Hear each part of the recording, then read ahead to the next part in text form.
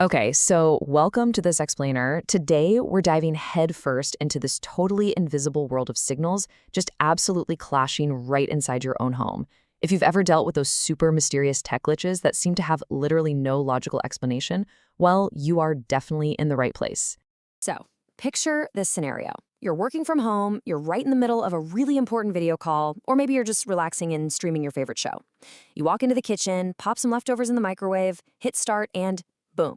Suddenly, your video call completely drops, or the TV just starts lagging and buffering out of nowhere. You look over at your router, and the lights are blinking like crazy. But you haven't even touched your network. So, what actually just happened? Well, what you just experienced is a literal, invisible traffic jam happening in the air all around you. It really helps to think of the signals in your home kind of like cars on a super crowded highway. Your Wi-Fi, your Bluetooth speakers, all your fancy smart home devices, they're basically all trying to merge into the exact same lanes, and they're constantly stepping on each other's toes. When way too many devices try to squeeze into the same space, you get gridlock. And in the digital world, that gridlock means a sudden, frustrating loss of connectivity. The official technical term for this digital gridlock is radio frequency interference, or RFI for short. It's defined as the disruption of radio signals by other electronic devices that are blasting out electromagnetic radiation in the exact same frequency range. So, in simple terms, your gadgets are creating these competing, invisible waves that physically mess with your wireless networks. It slows down your internet connection, or honestly, it can completely stop your devices from communicating at all. Now, we can actually break this interference down into two distinct buckets to keep with our traffic metaphor. First up, we've got Wi-Fi radio-based interference. These are the actual vehicles meant to be on the road, right? Things like your neighbor's router or your wireless headset. But then we have non-Wi-Fi radio-based interference. And these are basically just random noisemakers blocking up the lanes.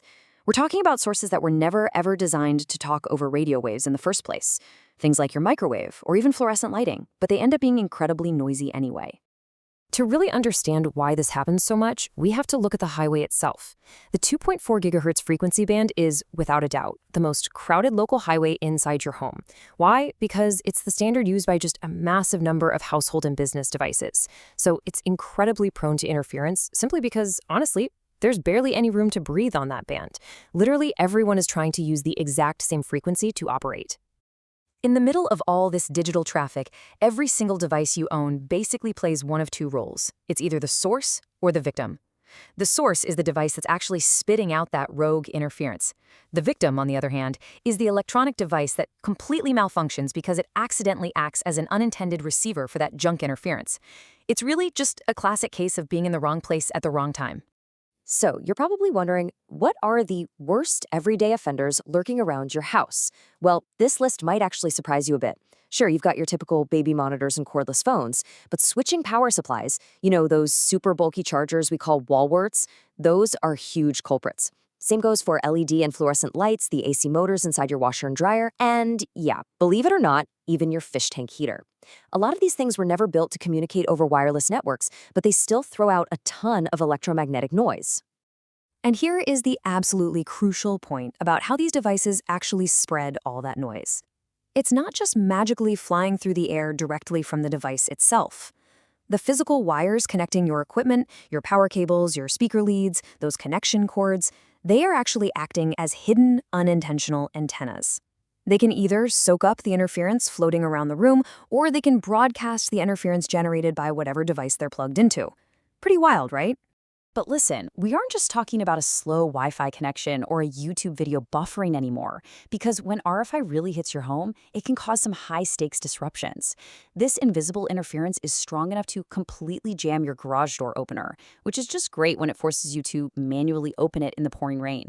But even more concerning, it can severely mess with your home's alarm systems and your IoT security sensors. Let's break down the actual signs of how this interference physically impacts something important, like a home security sensor. It basically happens in 3 steps. Step 1, a stray electromagnetic wave makes contact with a copper wire or part of a circuit board. Step 2, that contact physically induces a voltage right into the path, and the stronger the wave, the higher the voltage. Then step 3, that completely abnormal, uninvited voltage messes with the normal operation of the electronic circuit, and boom, you get a malfunction. There's this quote from the security publication Send.News that perfectly highlights the danger here.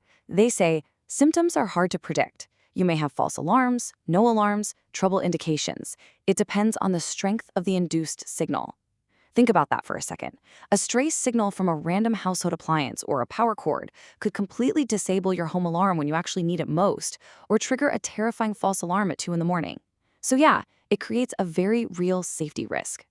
Because the stakes are just so incredibly high, manufacturers of the really high-quality alarm sensors have to actively fight back against this. They use something called an RF test chamber, or a TEM cell.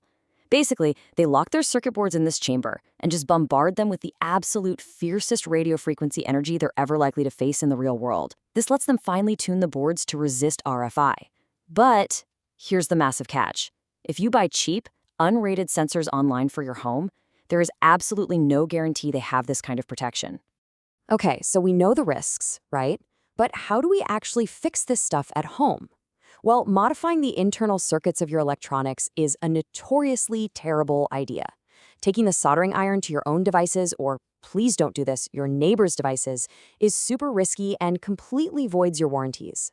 We need a safer, completely non-technical approach that literally anyone can use to protect their vulnerable victim devices from those loud sources. And honestly, the safest hardware solution requires absolutely zero technical skill.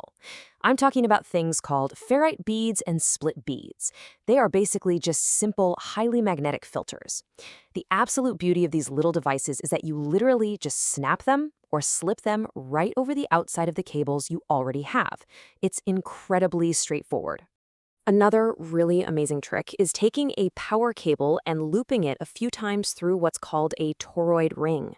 By taking that cable, which, remember, is acting as a hidden antenna, and looping it through this magnetic ring, you essentially choke off the interference completely. It physically stops RFI from leaking out of a noisy source, and it stops stray RFI from getting into a vulnerable victim device. It's just such an elegant, super easy fix to what feels like a really complex, invisible problem. So I really want to leave you with this thought today. Just take a look around the room you're sitting in right now. Check out the wires, the lights, the random chargers plugged into your walls.